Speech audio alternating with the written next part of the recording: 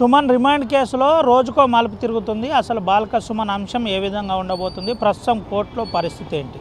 ఒకసారి మనతో పాటు అడ్వకేట్స్ ఉన్నారు, మాట్లాడిద్దాం. అసలు ఏంటి పరిస్థితి తెలుసుకుందాం.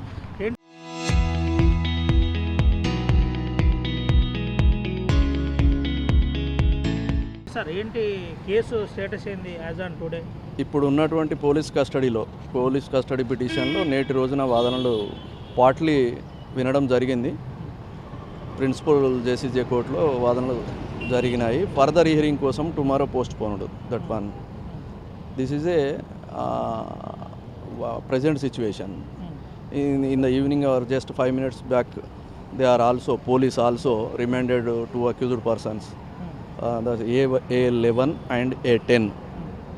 In that remand CD, they are mentioned present MLA Kovalakshmi garu.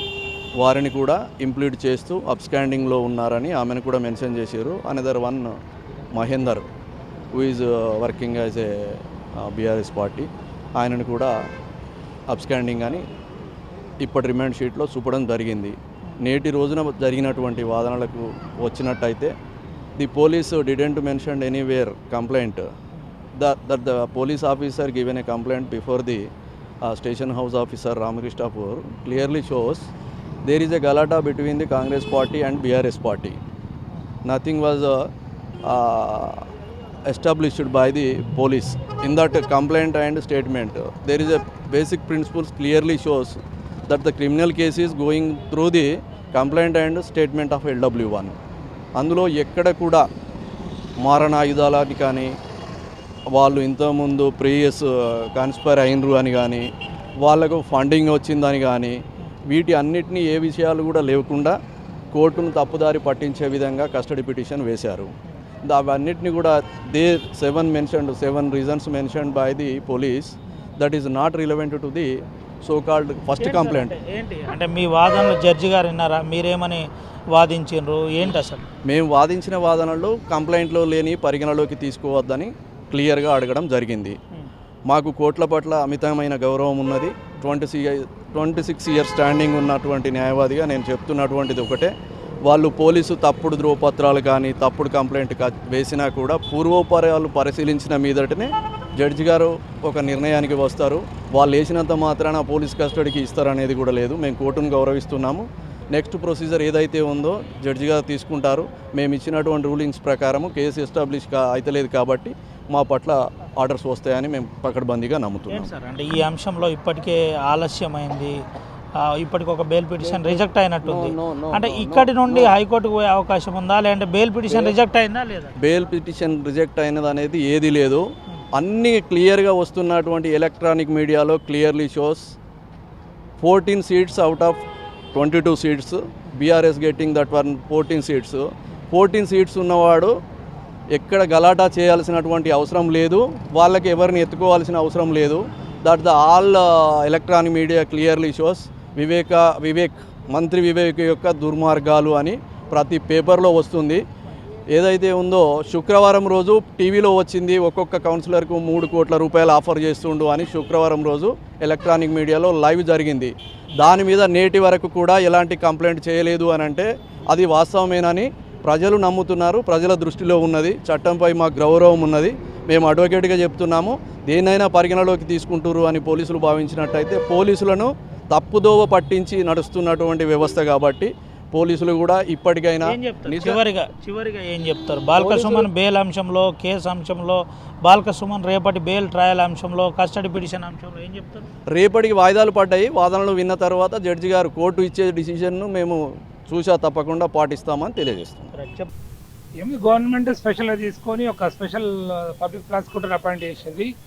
దాన్ని బట్టి అర్థమైంది ఏంటంటే గవర్నమెంట్ సీరియస్గా తీసుకొని సుమన్కు బెయిల్ రాకుండా ఎన్ని జాగ్రత్తలు తీసుకోవాలా, ఎన్ని ఎత్తులు వేయాలా, ఎన్ని కుయుక్తులు వన్నాలా అనేది మనకు స్పష్టంగా కనబడుతున్నది. చూద్దాం. రేపటి రోజున బెయిల్ పిటిషన్ కూడా రేపటి వాయిదా ఉంది, కస్టడీ పిటిషన్ కూడా రేపటి వాయిదా ఉంది. రేపటి పరిస్థితి బట్టి మనం ఒక అంచనా. ఇప్పటికే ఒక స్పెషల్ ప్రాసిక్యూటర్ని అపాయింట్ చేసిరా ఈ కేసు అంశంలో? అవునవును, ఈ స్పెషల్ జీవో తీసి ఒక స్పెషల్ పబ్లిక్ ప్రాసిక్యూటర్ అపాయింట్ చేయడం జరిగింది. ఇది దాన్ని బట్టి మనకు గవర్నమెంట్ యొక్క ప్రణాళిక అర్థమవుతుంది.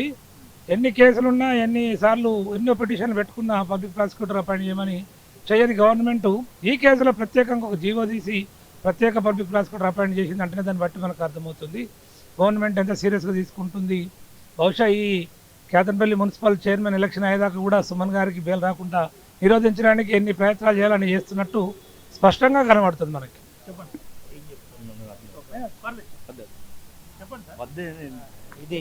ఇది పరిస్థితి. ఒక స్పెషల్ పబ్లిక్ ప్రాసిక్యూటర్ని అపాయింట్ చేయడం అంటే ఏ పరిస్థితి ఏ స్టేజ్కి పోయిందో అర్థమై ఉంటుంది. అయితే ఇదంతా కూడా అసలు ఒక రకంగా చెప్పాలంటే కేతనపల్లి మున్సిపల్ ఎన్నిక ప్రక్రియ పూర్తయ్యేదాకా సుమన్ బయటికి రాకుండా అన్ని ఏర్పాట్లు జరుగుతున్నట్టు కనబడుతుందని అడ్వకేట్ చెప్తున్న పరిస్థితి. అయితే ఇప్పటికీ వాదనలు వినిపించే ప్రయత్నం చేస్తున్నారు. సుమన్ తరఫున అడ్వకేట్స్ మాట్లాడి ఏదైతే అంశం ఉందో క్లియర్గా జడ్జికి విషయం చెప్పే ప్రయత్నం చేస్తున్నారు. క్రైమ్ నెంబర్ 40/2026లో జరిగిన అంశం ఏదైతే ఉందో ఆ అంశమే మాట్లాడాలి, కానీ ఇతరత్ర అంశాలను తీసుకొచ్చి నేరుగా సుమన్ని కస్టడీ పిటిషన్ను అడగడం, అది 10 రోజులు అడగడం, ఇలాంటి ప్రధానమైన అంశాలు రేపు కొంత చర్చకు వచ్చే అవకాశం ఉంది. దీంట్లో జడ్జి గారి తుది నిర్ణయం రేపు ఎట్లా రెండు తరపున వాదనలు విన్న తర్వాత జ్యుడిషియరీ ఏ విధంగా స్పందిస్తుంది చూడాలి. మొత్తానికైతే సుమన్ అంశంలో కొంత ఇంకా సీరియస్గానే డ్రైవ్ ప్రభుత్వం చేస్తున్నట్టు తెలిసింది. అయితే దీనికి సంబంధించి ఒకసారి కస్టడీ పిటిషన్ గురించి కూడా తెలుసుకున్నాం. చెప్పండి అన్న, కస్టడీ పిటిషన్ అంశంలో ఏం చెప్తారు? ఇది ఒక సహేతుకమైన చర్య అనిపించుకోవడానికి వీల్లేదు. ఎందుకంటే పోలీస్ కస్టడీ పిటిషన్ జనరల్గా ఒక మర్డర్ కేసులో కానీ లేదా ఒక టెర్రరిస్ట్ కేసులో కానీ లేదా ఒక కిరాతకమైన క్రూయల్ నేచర్ ఉన్న అఫెన్స్లో చేసుకునే చర్య ఇది. మరి బాల్క సుమన్ గారిని పోలీస్ కస్టడీ అడగమంటే ఆయన పాకిస్తాన్ టెర్రరిస్ట్ కాదు, ఆయన మరి పారిపోయేటోడు కాదు. దాన్ని బట్టే మనకు స్పష్టంగా అర్థమవుతుంది. పోలీస్ కస్టడీ పేరు చెప్పి ఆయన ఇంకెన్ని రోజులు జైల్లో ఉంచడానికి ఆయన ప్రధానమైన కుట్ర అని అనిపిస్తుంది. కాబట్టి మనం ఇంతకంటే ఎక్కువ చెప్పడానికి లేదు. ఎవరెవరిని ఇక పోలీస్ కస్టడీ తీసుకోవాలనేది ఒక రూలింగ్ స్పష్టమైన సుప్రీంకోర్టు గైడ్లైన్స్ ఉన్నవి. ఎప్పుడు తీసుకోవాలి, ఎలాంటి వారిని తీసుకోవాలి, ఎలాంటి కేసులో తీసుకోవాలనేది.